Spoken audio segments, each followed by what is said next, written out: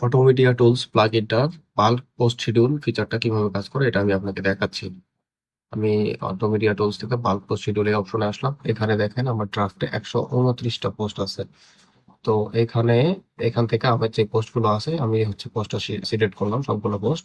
এখন আমি হচ্ছে ক্লিক করবো বাল্ক শিডিউল এই অপশনে। এখানে ক্লিক করার পর একটা পপ আপ আসবে।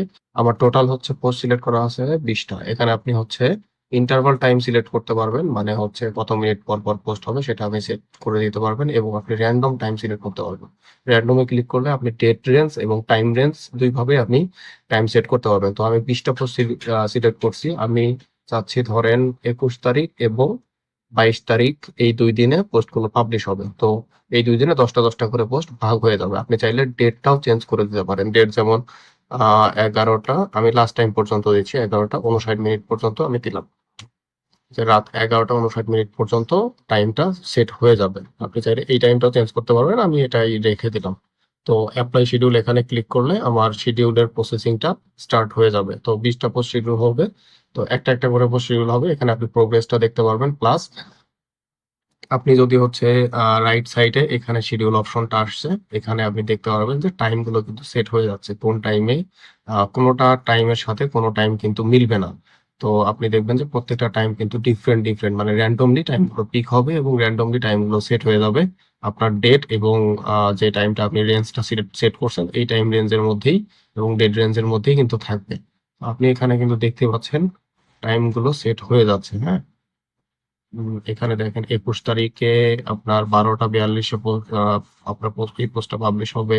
তারপরে 21 তারিখ 10টা 16 মিনিটে, 21 তারিখ 11টা 23 মিনিটে। হ্যাঁ, তারপরে 22 তারিখে সেট হয়ে যাচ্ছে 21 তারিখে 11টা 45।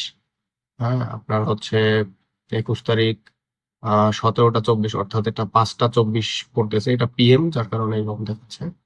তো পিএম টাইমেও সেট হবে, এএম পিএম সব টাইম আপনার র্যান্ডমলি কিন্তু পিক হয়ে যাচ্ছে। এখানে 90% পর্যন্ত হয়ে গেছে। অর্থাৎ আমার 19টা পোস্ট শিডিউল হয়ে গেছে আর একটা বাকি। আচ্ছা, হয়ে গেছে কমপ্লিট, 20টা পোস্ট কিন্তু শিডিউল কমপ্লিট হয়ে গেছে। আমি এখন ওকে ক্লিক করলে এখানে দেখেন 20টা পোস্ট শিডিউলে চলে আসছে। তো এখানে যদি আমি ক্লিক করি, এখান থেকে আমি আমি দেখতে পারবো যে কোন টাইমে কয়টা পোস্ট শিডিউল হয়েছে। তো এখানে দেখেন 21 তারিখে কয়টা পোস্ট, 1 2 3 4 5 6 7 8 9 10। হ্যাঁ, 21 তারিখে 10টা পোস্ট আপনার শিডিউল হয়ে গেছে এবং 22 তারিখের ডেটেও কিন্তু 10টা পোস্ট ভাগ হয়ে গেছে।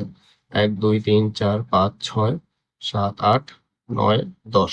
তো এই টাইম, যেই টাইম গুলো সেট করছে এই টাইমের মধ্যেই কিন্তু সবগুলো পোস্ট আপনার পাবলিশ হবে।